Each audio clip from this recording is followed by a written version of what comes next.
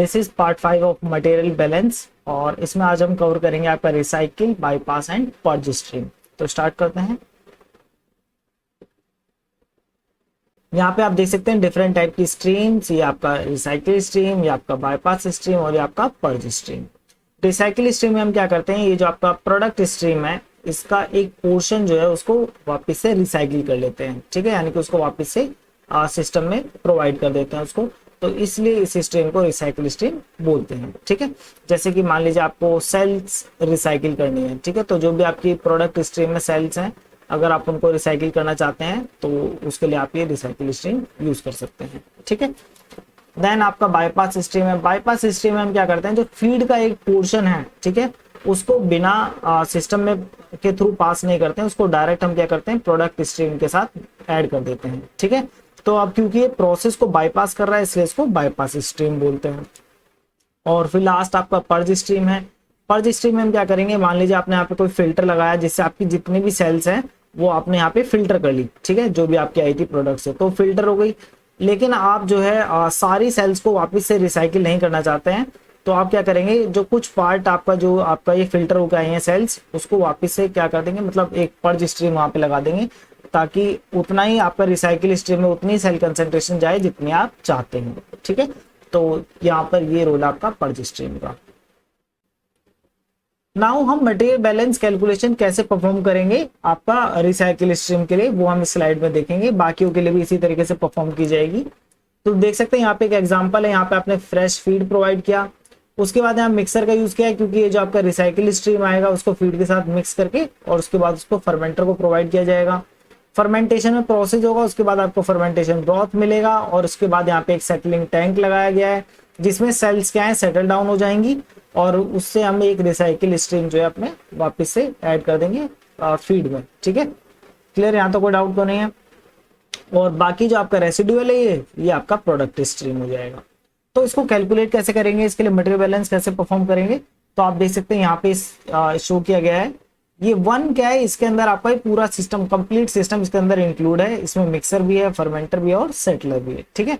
और ये जो आपका ये जो मतलब बड़ा सिस्टम है जिसको हमने वन से डिनोट किया है, इसमें आप देख सकते हैं यहाँ पे दो ही स्ट्रीम है, एक आपका फीड स्ट्रीम और एक आपका प्रोडक्ट स्ट्रीम, यानी कि एक सिंगल मास इन है यहाँ से और यहाँ से एक सिंगल मास आउट है, ठीक है। तो एक तो यहाँ पर हो गया आपका मास बैलेंस टोटल सिस्टम के लिए, ओवरऑल जो आपका कंप्लीट सिस्टम है उसके लिए मास बैलेंस हो गया। फिर आपका इंडिविजुअल भी आप देख सकते हैं, ये आपका सेकंड मिक्सर है, मतलब ये जो आपका सेकंड सिस्टम है इसमें आपका मिक्सर है। मिक्सर की अगर हम बात करें तो इसके लिए आपके दो इन है, मास इन 1 and 2 और एक है मास आउट, ठीक है। तो ये आपका इन हो गया और ये आपका इन हो गया और ये आपका आउट हो गया, ठीक है। तो यहाँ पे हमें अगर हम मिक्सर के लिए मटेरियल बैलेंस करेंगे तो मटेरियल बैलेंस वैसे ही परफॉर्म करना है जैसे हमने बाकी एग्जांपल्स के लिए किया है जो मैंने आपको सॉल्व कराए हैं, ठीक है। बट यहाँ पे क्या है, हम क्वेश्चन को देखेंगे कि क्वेश्चन ओवरऑल सिस्टम के लिए पूछ रहा है या इनमें से किसी एक पर्टिकुलर सिस्टम के लिए वो पूछना चाह रहा है, ठीक है। तो उसके लिए मटेरियल बैलेंस परफॉर्म कर सकते हैं, यानी कि आप एक इंडिविजुअल सिस्टम पे भी मटेरियल बैलेंस कैलकुलेशन अप्लाई कर सकते हैं और ओवरऑल सिस्टम पे भी मटेरियल बैलेंस कैलकुलेशन अप्लाई कर सकते हैं। ये आपको एक न्यूमेरिकल से समझ में आएगा जो भी हम करेंगे। इसी तरीके से ये जो फर्मेंटर है यहाँ पे आपके एक सिंगल इन है और एक आपका सिंगल आउट है। और सेटलर की बात करें तो यहाँ पे एक सिंगल इन और दो आउट स्ट्रीम है, ठीक है। तो आप इन सब पे इंडिविजुअली क्या कर सकते हैं, मटेरियल बैलेंस कैलकुलेशन अप्लाई कर सकते हैं। ये जो क्वेश्चन है बच्चों ये पीएम डोराट बुक से लिया गया है और ये आपका एक्सरसाइज का क्वेश्चन है और ये आपका बेस्ड है रिसाइकिल स्ट्रीम पे। तो इससे एक आपको आइडिया मिल जाएगा अगर इससे रिलेटेड ऐसा कोई क्वेश्चन आता है तो आप उसको कैसे सॉल्व करेंगे, ठीक है। तो पहले क्वेश्चन देखते हैं। Diafiltration is carried out to exchange the buffer used to suspend a globular protein. Initially, the protein is contained in 3000 liter of solution containing 45 gram per liter salt. The aim is to remove 99.9% of salt and suspend the protein in new salt depleted buffer as indicated in this figure. A microporous ultrafiltration membrane is applied to separate the salt from the protein. The membrane retains the protein but allow the passage of all smaller molecules such as salt and water into the permeate. The permeate flow rate is 750 liter per hour. The total volume of the protein solution is kept constant by addition of new buffer. ठीक है। और हमें क्या find out करना है, estimate the time required to complete this process, second volume of new buffer and mass of the salt present in the new solution. तो ये सारी चीजें हमें फाइंड आउट करनी है, ठीक है। तो सबसे पहले जो हमें गिवन है उसको हम एक बार लिख लेते हैं। और जैसे कि इन्होंने यहाँ पे हमें क्या बताया कि protein is contain in 3000 litre, तो ये आपका 3000 लीटर है टोटल, ठीक है। और यहाँ पे इन्होंने ये भी मेंशन किया है that total volume of protein solution is kept constant, तो कांस्टेंट है तो यानी कि आपका चेंज नहीं होगा, ये आपका 3000 ही रहेगा, तो हम स्टेडी स्टेट अज्यूम कर सकते हैं, ठीक है। देन इसके अलावा हमें क्या बताया गया है, साल्ट की बताया हुआ है कि हमारा साल्ट कितना है, कंसंट्रेशन ऑफ सॉल्ट, ठीक है, initial salt concentration that is 45 gram per litre, ठीक है, ये हमें प्रोवाइडेड है। और उसके बाद इन्होंने कहा है कि इन्होंने रिमूव कर दिया है कितना, 99.9% साल्ट इन्होंने रिमूव कर दिया है, ठीक है। अगर ये इसको रिमूव कर देंगे तो फाइनल क्या हो जाएगी, final concentration of salt will be equals to 45 gram per litre multiply कितना परसेंट रिमूव किया, 99.9%, तो रेसिडुअल कितना होगा 0.1%, ठीक है। और 0.1% का फ्रैक्शन हो जाएगा 0.001, ठीक है।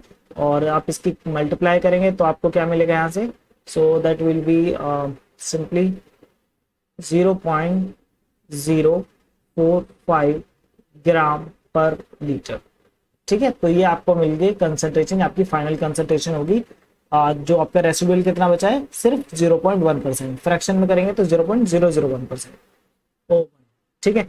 नाउ तो इससे हम मास कैलकुलेट कर सकते हैं, जो आपका थर्ड वाला है, ठीक है। तो इसके लिए हमें कुछ भी नहीं करना है, मास कैलकुलेट करेंगे तो मास ऑफ सॉल्ट लेफ्ट, ठीक है, प्रोसेस होने के बाद जो भी आपका बचा है, कितना बचा है, फाइनल है 0.05 ग्राम पर लीटर, और टोटल कितना है, दैट इज 3000 लीटर, क्योंकि टैंक का वॉल्यूम चेंज नहीं होगा, उन्होंने खुद से बोल दिया है कि कांस्टेंट है, 3000 into 0.045 and that is giving you 135, तो यहाँ से आंसर आ रहा है 135 ग्राम, ठीक है। तो इतना आपका साल्ट जो है वो आपका रह जाएगा वापस आपका सिस्टम में, ठीक है, क्लियर है। तो थर्ड ऑप्शन का तो आंसर हमने यहीं पे फाइंड आउट कर लिया है। अब आपके ए और बी ऑप्शन, मतलब ए और बी हमें फाइंड आउट करने हैं।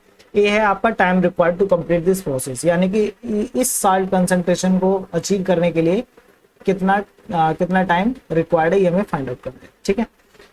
तो देखिए कैसे फाइंड आउट कर सकते हैं, इसके लिए हम यूज करेंगे मास बैलेंस इक्वेशन, आपको बताया है that is rate of change of mass with respect to time, और that is equals to mass in का जो फ्लो रेट है माइनस मास आउट का जो फ्लो रेट है plus rate of generation minus rate of consumption, ठीक है। तो ये आप साल्ट के लिए हम इसको अप्लाई करेंगे, तो आपको पता है साल्ट का जनरेशन नहीं हो रहा है तो ये 0, साल्ट का कंजम्पशन नहीं हो रहा है तो ये भी 0, मास इन नहीं हो रहा है साल्ट का तो ये भी 0, तो बाकी क्या बचा, ये आपका बचेगा dm/dt इक्वल्स टू -m। अब यहाँ पे जो मास है ये किसका मास है, साल्ट का मास है, तो साल्ट के मास को हम कंसंट्रेशन के टर्म्स में लिख सकते हैं, ठीक है। तो क्या लिखेंगे, आपको पता है फॉर्मूला, मास को कंसंट्रेशन के टर्म्स में लिखेंगे तो ये आएगा, ये हम पहले डिस्कस कर चुके हैं, mass equals to concentration into volume will be equals to minus, अब ये मास आउट का फ्लो रेट है, मास आउट कहां से हो रहा है साल्ट का, ये हो रहा है आपका परमेट के थ्रू, ये आपका परमेट यहाँ पे आप देख सकते हैं, इसके थ्रू ही मास आउट हो रहा है, ठीक है। तो यहाँ पे जो इसको हम लिख देते हैं एमपी इस तरीके से। अब इसका एक फ्लो रेट है जो कि हमें प्रोवाइडेड है, क्या प्रोवाइडेड है, flow rate that is 750 litre per hour, but अभी हम इसको एक सिंबल देते हैं दैट इज एफ, एफ क्या यहाँ पे परमेट का फ्लो रेट है, क्लियर है। और फ्लो रेट के टर्म्स में हमने मास देखा था ना किस तरीके से लिखा था, दैट इज एफ पी, ठीक है, ये परमेट इनटू क्या करेंगे, कंसंट्रेशन, जो भी आपकी कंसंट्रेशन है साल्ट की जो यहाँ से आपका लीव कर रही है वो आपकी यहाँ पे आ जाएगी, ठीक है। यहाँ तो कोई डाउट तो नहीं है, क्लियर हो गया। तो देख सकते हैं आप यहाँ पे वॉल्यूम तो चेंज नहीं हो रहा है, वॉल्यूम कांस्टेंट है, और उसके अलावा ये जो आपका फ्लो रेट है पर मिनट का ये भी कांस्टेंट है, क्योंकि इन्होंने फिक्स वैल्यू बताई है that is 750 litre per hour. तो हम इन दोनों को बाहर ले लेंगे तो ये आपका ये हो जाएगा dc/dt equals to minus CFP, FP आपका बाहर आ जाएगा माइनस FP, और यहाँ पे ब्रैकेट में से, क्लियर है। उसके बाद मैंने आपको उसका इंटीग्रेशन करना बताया हुआ है कि किस तरीके से आप इसको इंटीग्रेट कर सकते हैं, तो यहाँ पे इंटीग्रेशन लगाइए और यहाँ पर इंटीग्रेशन लगाइए, ठीक है। और इंटीग्रेशन करेंगे आप इसका तो आपको क्या मिलेगा, वॉल्यूम कांस्टेंट है तो और कंसंट्रेशन का होगा तो ये आ जाएगा ln C final divided by C initial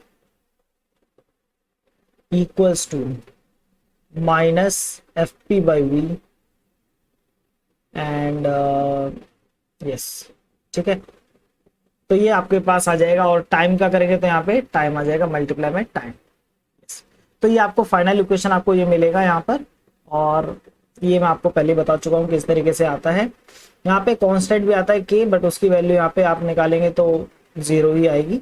so that means ये हमारे पास इक्वेशन आ गई है। इसके लिए हमें क्या क्या चाहिए, इसके लिए हमें इनिशियल कंसंट्रेशन चाहिए, हमारे पास है। फाइनल कंसंट्रेशन हमें चाहिए, वो भी हमारे पास है। फ्लो रेट चाहिए, वो भी हमारे पास है। टोटल वॉल्यूम भी हमारे पास है, और हमें टाइम फाइंड आउट करना है। तो यहाँ से इस इक्वेशन से हम टाइम फाइंड आउट कर सकते हैं। सो टाइम विल बी आपका ln CF divided by C initial into volume divided by, और ये माइनस में रहेगा, ये आपका FP आ जाएगा यहाँ पे फ्लो रेट। यस, ठीक है। तो वैल्यूज आप पुट कर सकते हैं, क्या क्या वैल्यूज हमारे पास हैं। तो minus ln as it is लिखेंगे, और flow rate sorry concentration, initial concentration है आपकी 45, फाइनल आपकी ये, तो दोनों को यहाँ पे लिख लीजिए। तो 0.045 डिवाइडेड बाई 45, वॉल्यूम कितना है 3000 डिवाइडेड बाई फ्लो रेट कितना है 750 लीटर पर आवर। ये आपका लीटर है तो लीटर से लीटर कैंसिल हो जाएगा, और कंसंट्रेशन कितने हैं ग्राम पर लीटर, ठीक है। तो this is the final formula, and इसको अगर हम कैलकुलेट कर लें तो ये कितना आएगा हमारे पास 0.045 डिवाइडेड बाई 45, ठीक है। और उसके बाद फिर इसका नेचुरल लॉग निकालेंगे आंसर का, और नेचुरल लॉग के मल्टीप्लाई करेंगे माइनस से, चलो उसके बाद निकालेंगे मल्टीप्लाई 3000 डिवाइडेड बाई 750। तो यहाँ से बच्चों आपका आंसर आ रहा है 27.63, और ये पर आवर है तो इसकी यूनिट आएगी आवर। तो इतना टाइम आपका रिक्वायर्ड है फॉर दिस प्रोसेस। क्लियर है, यहाँ तक कोई डाउट नहीं है। तो ये आपका टाइम हमने फाइंड आउट कर लिया है। सेकंड है वॉल्यूम, नेक्स्ट है वॉल्यूम। तो अभी हमने जो टाइम फाइंड आउट किया हुआ है 27.63 आवर। वॉल्यूम हम फाइंड आउट कर सकते हैं, न्यू बफर कितना ऐड हुआ है। देखिए ये आपका सिस्टम बाउंड्री अगर आप इसको कंसिडर करें, ठीक है, यानी कि इस ओवरऑल सिस्टम के लिए एक सिस्टम बाउंड्री कंसिडर करें,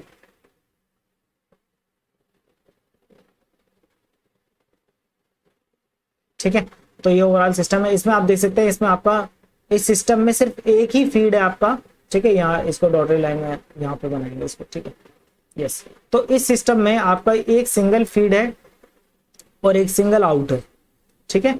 और अगर क्योंकि अगर परमिएट 750 लीटर पर आ रहा है इसकी वैल्यू, इसका जो फ्लो रेट है, तो जो न्यू बफर ऐड हो रहा है इसकी वैल्यू भी 750 लीटर पर आवर होगी। वाई, बिकॉज स्टडी स्टेट हमने अज्यूम की है, क्योंकि उन्होंने बोला है वॉल्यूम चेंज नहीं हो रहा है। वॉल्यूम कब नहीं चेंज होगा, जब स्टडी स्टेट होगा। स्टडी स्टेट में मास इन और मास आउट इक्वल होते हैं, ठीक है, इस पूरे कंप्लीट सिस्टम के लिए, ठीक है ना। तो ये 750 लीटर पर आवर ही एंटर करेगा, और टोटल मास जो बाहर आएगा वो भी कितना होगा 750 लीटर पर आवर। तो अगर ये फ्लो रेट है आपका 750 लीटर पर आवर, तो ये बता रहा है कि 1 आवर में 750 लीटर ऐड हुआ है, तो 27.63 आवर्स में कितना ऐड होगा। तो सिंपल सी बात है, यहाँ पे आप लिख देंगे 27.63 इंटू 750, ठीक है। और यहाँ से आपको क्या आंसर मिलेगा मैं भी आपको बताता हूँ, इंटू 750। यहाँ से आपका आंसर आ रहा है बच्चों 723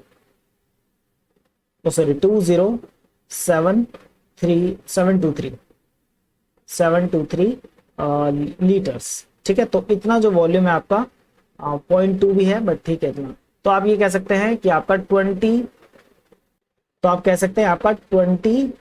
20.7 किलोलीटर ऐड हुआ है, ठीक है। तो ये आपने वॉल्यूम भी फाइंड आउट कर लिया, और मास तो हम पीछे पहले ही कैलकुलेट कर चुके हैं, ठीक है। ये हमने मास जो है कैलकुलेट किया था, दैट इज 135 ग्राम। क्लियर है, यहाँ तक कोई डाउट तो नहीं आपको। आई होप आपको समझ में आ गया होगा किस तरीके से हमने इसको सॉल्व किया है। बट अगर आपसे इंडिविजुअली पूछा था कि रिसाइकिल स्ट्रीम या फिर फीड स्ट्रीम का फ्लो रेट बताइए, तो उस केस में क्या है, हम अप्लाई करेंगे, इन इंडिविजुअल सिस्टम के लिए हमें अप्लाई करना पड़ेगा आपका मटेरियल बैलेंस इक्वेशन। ठीक है, जैसे कि मैं आपको एक एग्जांपल देता हूँ, ये जो आपका सिस्टम 1 है, ठीक है, जो कि हमारा मेन फर्मेंटर है, इसके लिए हमारा मटेरियल बैलेंस इक्वेशन क्या होगा। ठीक है, तो यहाँ पे आप देख सकते हैं क्योंकि हम स्टडी स्टेट की बात कर रहे हैं, तो जो आपका टोटल मास इन है टोटल मास आउट के इक्वल होना चाहिए। ठीक है, तो मास इन कितना है आपका, ये आपका न्यू बफर कितना ऐड हो रहा है, 750 लीटर पर आवर। इसके अलावा और क्या चीज ऐड हो रही है, ये आपका रिसाइकिल स्ट्रीम ऐड हो रही है, तो इसको हम कंसिडर कर सकते हैं आपका मास फ्लो रेट ऑफ आपका recycle stream, and that will be equals to, और ये आपका आउट स्ट्रीम सिर्फ एक ही है, तो ये आपका mass flow rate of feed stream. ठीक है, तो यानी कि ये दो चीजें आपकी एंटर कर रही हैं आपके सिस्टम के अंदर, और ये आपका फीड स्ट्रीम ये आपका बाहर जा रही है। ठीक है, तो यानी कि हमने मास इन, ये आपका mass in flow rate is equal to mass out flow rate, ये हमने अप्लाई किया है यहाँ पे।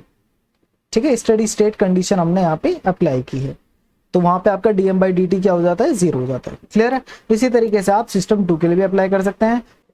नेक्स्ट है क्वेश्चन नंबर 182, ये आपका डीबीटी से लिया गया है, डीबीटी 2018। देखिए क्वेश्चन क्या कह रहा है, in a continuous crystallizer 100 gram of saturated solution of sugar at 85% weight by weight enter the crystallizer and leave the crystallizer at 70% weight by weight, the weight of the input solid converted to crystal. तो आपको ये find out करना है कि कितना आपका convert हो गया है क्रिस्टल में। 85% वेट बाय वेट मैंने आपको बताया था, इसका मतलब होता है कि आपका 85 ग्राम इन 100 ग्राम सॉल्यूशन। ठीक है, और आप देख सकते हैं यहाँ पर इन्होंने भी सॉल्यूशन कितना लिया है, 100 ग्राम सैचुरेटेड सॉल्यूशन इन्होंने बताया है कि इन्होंने फीड किया है। क्लियर है, तो यहाँ पे मास बैलेंस बना लेते हैं, फ्लो चार्ट बना लेते हैं इसका एक, तो ये आपका प्रोसेस यहाँ पे शो करेगा। तो ये आपने इन किया है फीड इन, और यहाँ से आपको फीड आउट मिलेगा।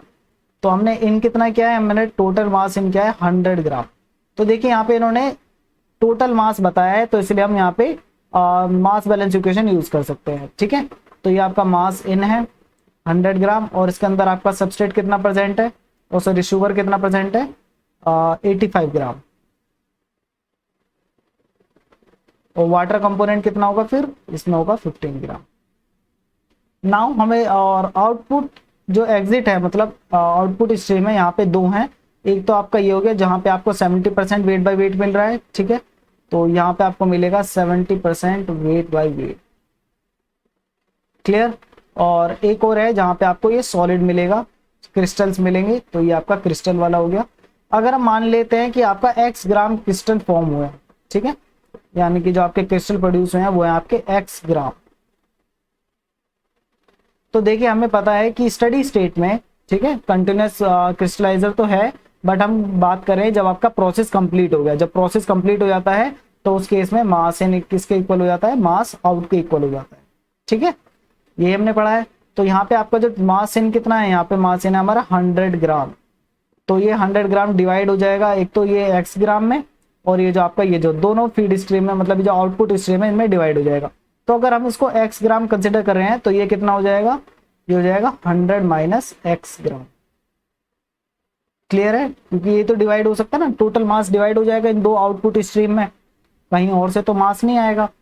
क्लियर है, तो ये आपको आ गया। अगर ये 100 माइनस x ग्राम यहाँ से टोटल बाहर आ रहा है और ये आपका 70% वेट बाय वेट है, तो दैट मीन्स यहाँ पे शुगर कितनी मिलेगी, शुगर होगा आपका 0.7, यानी कि 70% ऑफ 100 माइनस x, तो उसको फ्रैक्शन में लिखेंगे तो 0.7, तो इतना आपको मिलेगा। वाटर कंपोनेंट कितना मिलेगा, 0.3, यानी कि 30% of 100 minus x gram. Clear है, यहाँ तक कोई डाउट तो नहीं है। तो हमें यहाँ से हमें ये फाइंड आउट करना है कि x की वैल्यू क्या है, और इसके लिए हम क्या करेंगे, शुगर का मास बैलेंस इक्वेशन यहाँ पे अप्लाई करेंगे। तो आपको पता है mass accumulation is equals to mass in minus mass out plus mass generated minus mass consume. ठीक है, आपको पता है स्टडी स्टेट है तो एक्यूमुलेशन नहीं होगा, और सब शुगर आपका ना तो जनरेट हो रहा है और ना ही आपका कंज्यूम हो रहा है। तो आपका सिंपल इक्वेशन क्या बना, मास इन इक्वल्स टू मास आउट। मास इन कितना हो रहा है, यहाँ पे आप देख सकते हैं 100 ग्राम, तो यहाँ पे लिखेंगे 100 ग्राम, इक्वल्स टू मास आउट कितना हो रहा है, ये x ग्राम, आप देख सकते हैं ये क्रिस्टल फॉर्म हो गया x ग्राम, और ये आपका बाकी जो है वो आपका लीव कर गया है सिस्टम में, और वो कितना है 0.7 100 माइनस x ग्राम। अच्छा सॉरी, यहाँ पे मास इन जो है वो 100 नहीं है, ये क्या है 85 ग्राम मास इन हुआ है। सबस्ट्रेट का देख रहे हैं ना, तो सबस्ट्रेट कितना है 85 ग्राम मास इन। क्लियर है? तो 85 ग्राम जो है आपका डिवाइड हुआ है x ग्राम में, और ये आपका ये बाकी का जो है वो आपका यहाँ पे आउट हो गया लीव स्ट्रीम में। क्लियर है? तो इसको बैलेंस करके देखते हैं फाइंड आउट। तो ये आपका आएगा x e प्लस 0.7 से मल्टीप्लाई करेंगे 100 की, तो that will B 70 minus 0.7 x। ठीक है, तो यहाँ से आएगा तो ये 85 माइनस 70 इक्वल्स टू 0.3x। तो ये कितना आएगा बच्चों, यहाँ से 15 आएगा। Yes 15 divided by 0.3 equals to x equals to how much, 3 5 जा 15, और ये हो जाएगा 50 ग्राम। ठीक है, तो that means option number 2 is our right answer. तो इस तरीके से मास बैलेंस इक्वेशन अप्लाई करके हम इस क्वेश्चन को सॉल्व कर सकते हैं। ठीक है, आई होप आप लोगों को ये वीडियो पसंद आया होगा। अपने फ्रेंड्स के साथ भी इस वीडियो को शेयर करें ताकि उनमें भी हेल्प मिल सके। बाकी अगर आपको हमारी वीडियो पसंद आ रही है तो आप हमें सपोर्ट भी कर सकते हैं। तो मिलते हैं नेक्स्ट वीडियो में, तब तक के लिए बाय बाय।